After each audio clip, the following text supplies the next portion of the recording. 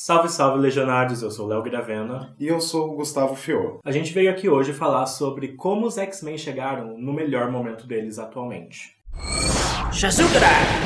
Como vocês sabem, os X-Men já estão na ativa nos quadrinhos há muitos anos. Desde a década de 60, tem várias histórias, várias equipes, vários vilões, várias tramas, mas se a gente for parar pra pensar nos X-Men no momento contemporâneo, a primeira saga que vem na nossa cabeça é Dinastia M. Porque Dinastia M foi onde o rumo de todos os X-Men começou a mudar. Basicamente, naquela época, a Marvel estava vendo que tinha muito mutante nesse universo. Então eles precisavam dar um jeito de, corta um pouquinho aí, porque senão, qual que é a graça? Qualquer coisa você tem um mutante que pode resolver. Então na saga Dinastia M, que é meio que uma continuação tanto para as histórias dos X-Men quanto para as histórias dos Vingadores, a Feiticeira Escarlate é manipulada pelo pai dela e ela acaba criando uma realidade alternativa, só que as coisas começam a dar errado. No final da saga ela fica completamente desencantada e ela acaba destruindo a realidade ao assassinar os mutantes, mas ela não matou ninguém. O que aconteceu foi que, ao invés de destruir todos os mutantes do planeta, ela simplesmente apagou o gene X de quase todos os mutantes. Só sobraram 198 que mantiveram seus poderes, suas habilidades e continuaram na ativa. Mas de resto, muitos personagens acabaram perdendo os poderes, a mutação e puderam viver uma vida normal. Exceto aqueles que possuíam já aparências físicas causadas pelas mutações, que ela tirou o gene X, ou seja, os poderes, porém vários mutantes acabaram ainda ficando com chifres, asas, a cor verde, azul, e não conseguiam ter um sistema de defesa para se defender dos humanos que ainda continuavam caçando e matando mutantes. Contudo, logo após a Dinastia M, veio a Saga do Messias, que foram 3 sagas diferentes condensadas em uma só. Esses 3 eventos dos X-Men mostraram a Hope Summers renascendo e se tornando a primeira mutante a surgir depois que a Wanda acabou com os mutantes. Mas quem que é essa Hope? A Hope Summers não é uma filha do Scott Summers, muito menos nem um pouco relacionada à família Summers. Na verdade, ela é uma mutante que simplesmente surgiu no Alasca logo depois que a Dinastia M aconteceu. Lá, ela foi caçada por vários heróis e vilões, e no fim, o Ciclope decidiu que a melhor maneira de proteger a mutante seria levar ela para o futuro com o filho dele, o Cable. Tudo isso foi para que a Marvel pudesse trazer os X-Men novamente, sem precisar fazer um grande alarde, um grande evento. Porém, no fim, é exatamente isso que eles fizeram. Contudo, antes desse grande evento, a Marvel teve um evento menor dentro dos X-Men. A saga, chamada Cisma, colocou o Ciclope contra o Wolverine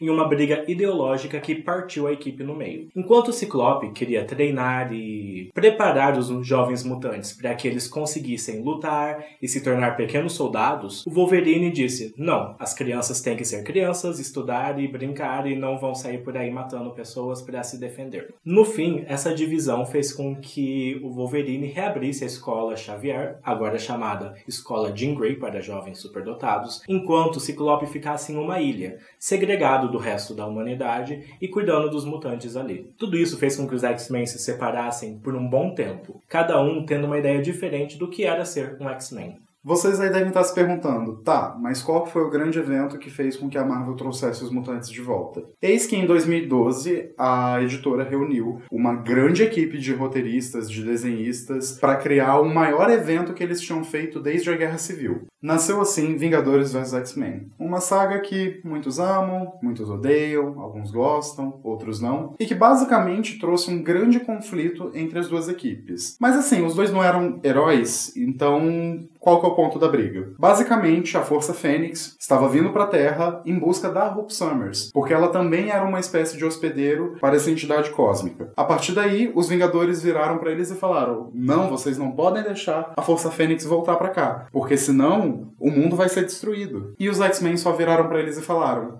a gente já lidou com isso várias vezes, então fiquem no cantinho de vocês e deixem, porque a Força Fênix é um símbolo de esperança para a nossa raça. Mas o que os Vingadores fizeram quando isso aconteceu? Bom, basicamente eles foram para a Ilha do Ciclope, que se chama Utopia, e lá eles começaram a atacar os mutantes, a começar pelo próprio Ciclope. Além disso, eles sequestraram a própria Hope para não deixar que ela se tornasse uma hospedeira para a Força Fênix. E a partir daí nasceu um grande conflito que durou muito tempo e que colocou os X-Men novamente realmente como perseguidos e odiados, só que dessa vez, além de ser pela população normal, eles também eram terroristas aos olhos dos heróis. E o que o Wolverine, que queria proteger e ensinar crianças, quis fazer com Hope Summers, uma jovem adolescente de 15 e 16 anos? Ele quis matar ela, mas aí é Wolverine agindo normalmente. Aí, no meio de toda essa treta, a Força Fênix chegou na Terra. Mas o que aconteceu? O Tony Stark, junto do Fera, falaram: vamos destruir uma força cósmica que é tão antiga quanto o universo. E aí, eles não conseguiram, obviamente, e a Força Fênix se partiu em 5 partes, chegando cada uma em um mutante diferente. Uma parte foi para o Ciclope, outra para a Emma Frost, Magia, Colossus e o Namor. No fim, eles acabaram se tornando os Phoenix Five, ou o Quinteto Fênix, que decidiu falar: olha, a gente não consegue trazer os mutantes de volta, mas vamos tentar deixar o mundo um lugar melhor. Porém, como a Força Fênix é uma força extremamente poderosa, isso acabou subindo um pouquinho a cabeça deles e os Vingadores falaram: ninguém pode ter tanto poder.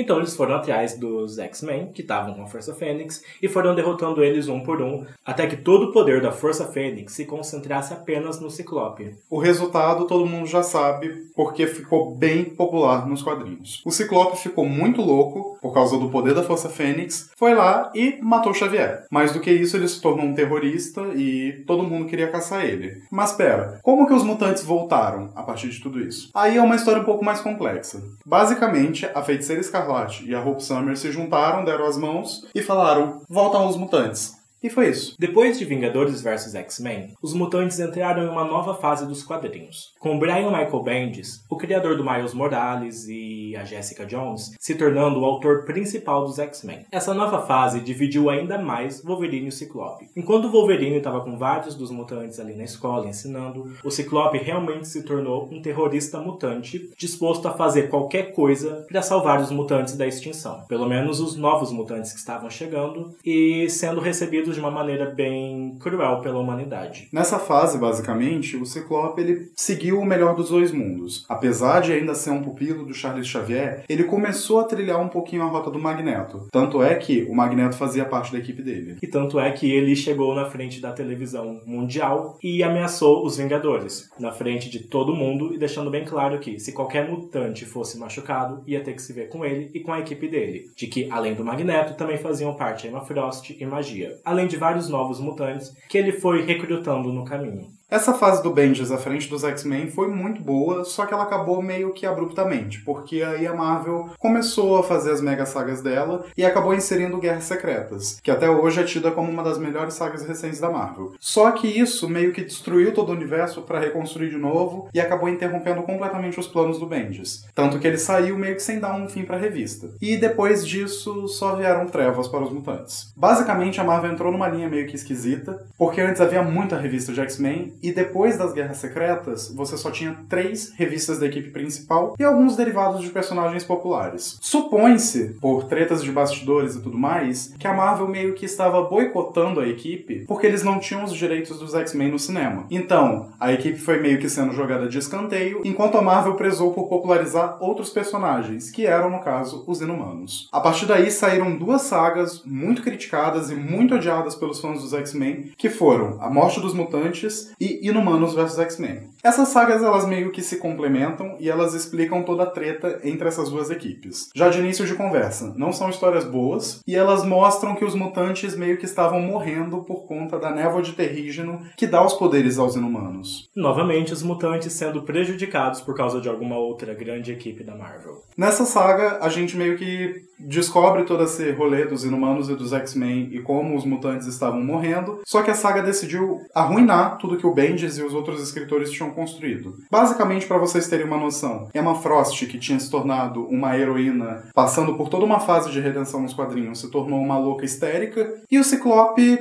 morreu de uma forma ridícula. Mas assim, morreu. Porque, como já é de costume da Marvel, ele voltou à vida em, sei lá, pouquíssimo tempo. Depois disso, a Marvel acabou levando os X-Men por um caminho sem rumo. Nessa fase, a Marvel trouxe várias equipes diferentes com revistas solos. Teve a equipe dourada, a equipe azul e a equipe vermelha.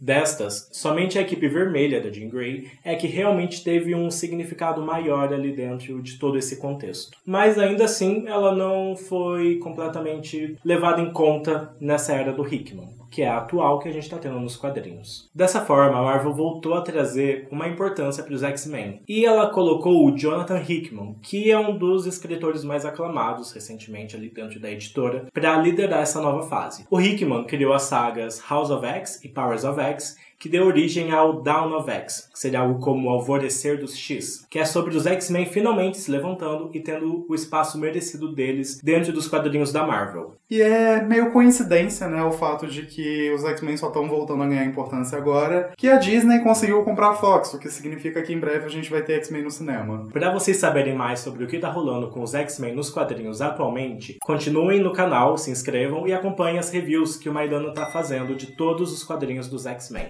Um abraço e até a próxima. Gente, eu tenho certeza que quando a gente sair desse quarto, eu vou virar uma poça de água, só vai sobrar meu cabelo em cima. Ai, gente, tá foda. Tá mesmo. Por causa do calor. Vamos Insolação. Sim. Falta isso. Somente a equipe vermelha. Não, vamos ver. Equipe e tal. Tá, teve equipes, né? Isso. Somente a equipe vermelha teve equipes, né? Vermelha. Não.